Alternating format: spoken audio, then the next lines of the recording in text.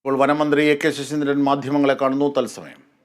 എല്ലാ കാര്യങ്ങളും ചെയ്യാൻ കഴിയുന്ന സംവിധാനങ്ങളുള്ളൊരു നാളെ ഇപ്പോൾ മീറ്റിംഗ് നടത്തുന്നതിന് ഇപ്പോൾ ഈ മീറ്റിംഗ് റൂമിലിരുന്ന് ഞാൻ മീറ്റിംഗ് നടത്തിയല്ലോ. മുമ്പ് അവിടെ പോയാലേ മീറ്റിംഗ് നടത്താൻ കഴിയുള്ളൂ. അപ്പോൾ ആ സാഹചര്യം പിന്നെ പോകുന്നതിനൊരു പ്രയാസവുമില്ല. പോകേണ്ട ഒരു ആവശ്യം വരുന്നാൽ തീർച്ചയായിട്ടും പോകും. പോകാതിരിക്കാൻ പ്രത്യേകിച്ച് കാരണമൊന്നുമില്ല. അതുകൊണ്ട് പോകേണ്ട ആവശ്യമുള്ള ഘട്ടങ്ങളിൽ പോവുക തന്നെ ചെയ്യും. ഇടപെടേണ്ട കാര്യങ്ങൾ നേരിട്ട് ഇടപെടണമെങ്കിൽ നേരിട്ട് തന്നെ ഇടപെടും. ഇത് നേരിട്ട് ഇടപെടേണ്ട സാഹചര്യമല്ല. കാരണം ഞാനവിടെ ചെന്നാൽ ഈ ഉദ്യോഗസ്ഥന്മാരുമായി എല്ലാം എവിടെയാണ് വരിക, ഞാനുമായുള്ള ചർച്ചക്കാർ സമയം നടക്കുക.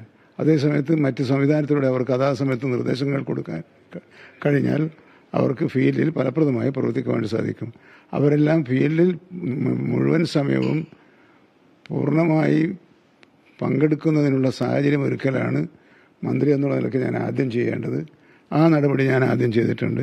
മറ്റു നടപടികളൊക്കെ സമയത്ത് ആശയവിനിമയം നടത്തി പ്രശ്നങ്ങൾക്ക് പരിഹാരം കാണാൻ ശ്രമിക്കുന്നുമുണ്ട്.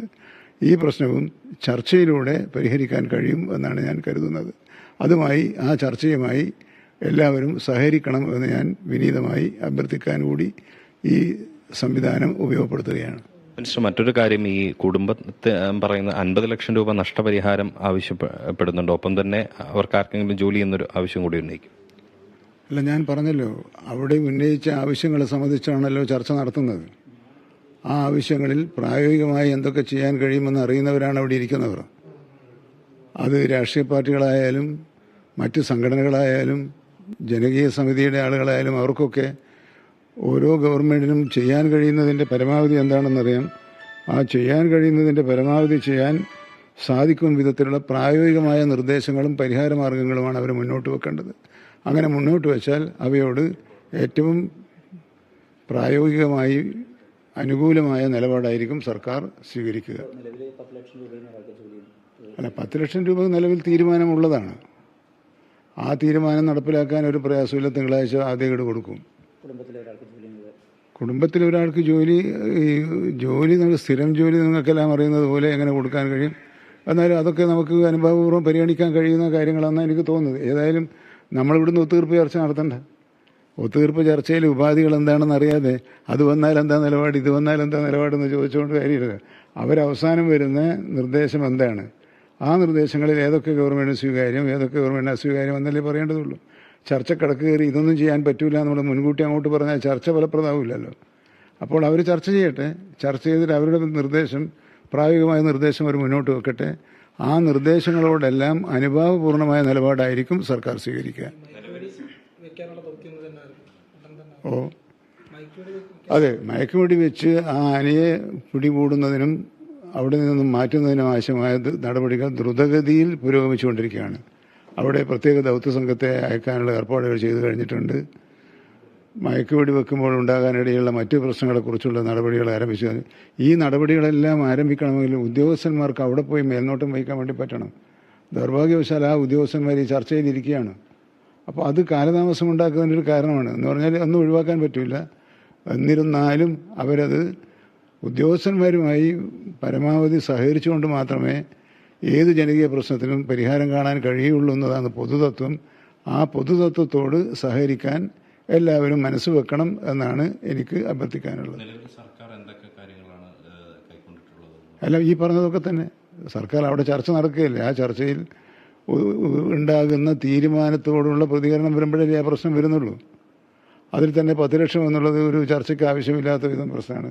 ആ സംഖ്യ വർദ്ധിപ്പിക്കണമോ എന്നുള്ള കാര്യമാണ് പ്രത്യേകമായി ചർച്ച ചെയ്യേണ്ടി വരിക. അതുപോലെ സ്ഥിരം ജോലി എന്ന കാര്യം ചർച്ച ചെയ്യേണ്ടി വരും. പക്ഷെ നമ്മൾ ഇന്നതാണ് അവിടെ നിന്ന് ഉണ്ടാകാൻ പോകുന്ന നിർദ്ദേശമെന്ന് മുൻകൂട്ടി കാണേണ്ട കാര്യമില്ലല്ലോ.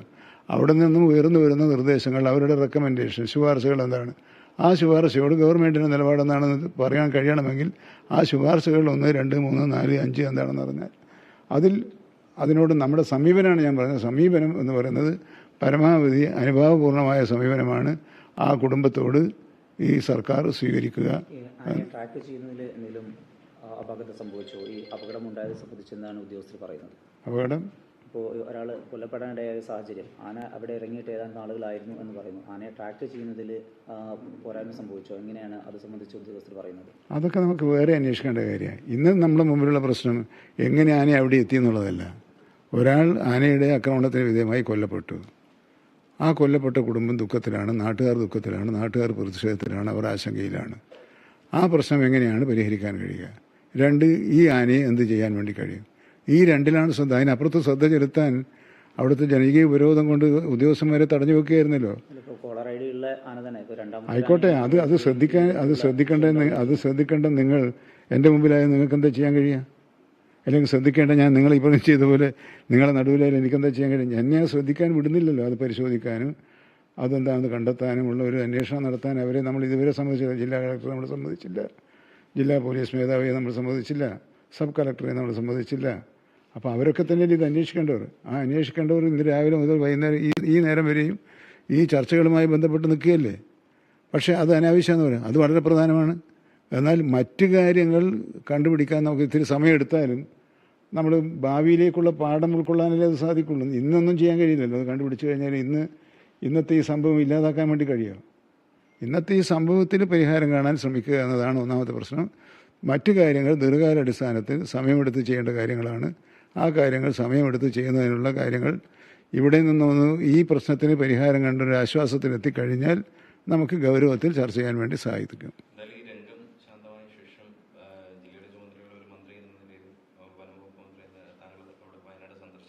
അല്ല, ഞാൻ പറഞ്ഞല്ലോ,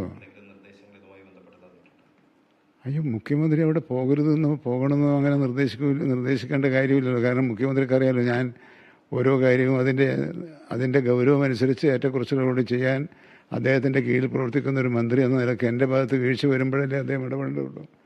അങ്ങനെ വീഴ്ച വന്നാൽ ഇടപെടാനുള്ള സ്വാതന്ത്ര്യവും നിർദ്ദേശം നൽകാനുള്ള അധികാരമുള്ള മനുഷ്യനല്ലേ മുഖ്യമന്ത്രി എന്ന് പറയുന്ന ആൾ. അദ്ദേഹം നിർദ്ദേശിച്ചാൽ ഞാനതുപോലെ ചെയ്യാൻ ബാധ്യസ്ഥനല്ലേ. അതൊരു പ്രത്യേക ചോദ്യമേ ഉദിക്കുന്നില്ല.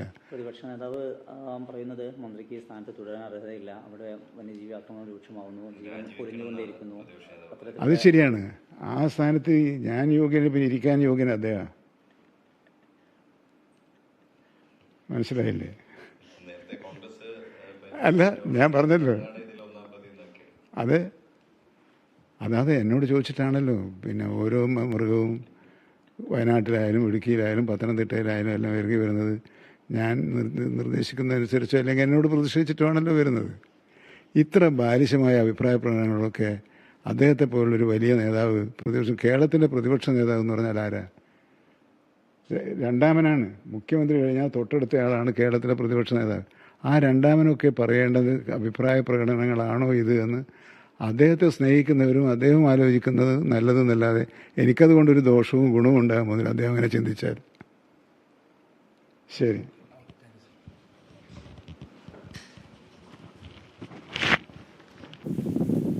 കെ ശശീന്ദ്രൻ ഉചിതമായ നടപടികൾ തീരുമാനത്തിൽ കൈക്കൊള്ളും എന്നുള്ളതാണ്.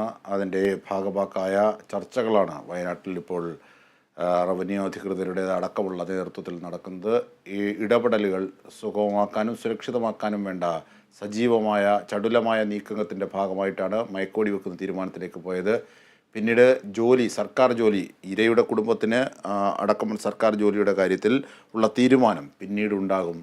അത് ആലോചിച്ച് തീരുമാനിക്കേണ്ട ഒന്നാണ്. മന്ത്രി എന്ന നിലയിൽ ഒറ്റയ്ക്ക് സാധിക്കില്ല. ഇത്തരം കാര്യങ്ങളാണ് അദ്ദേഹം പറഞ്ഞത്. പിന്നീട് പ്രതിപക്ഷ നേതാവിൻ്റെ ആരോപണങ്ങളെയും അദ്ദേഹം തള്ളിക്കളയുന്ന കാഴ്ച കൂടിയാണ് നാം കണ്ടത്.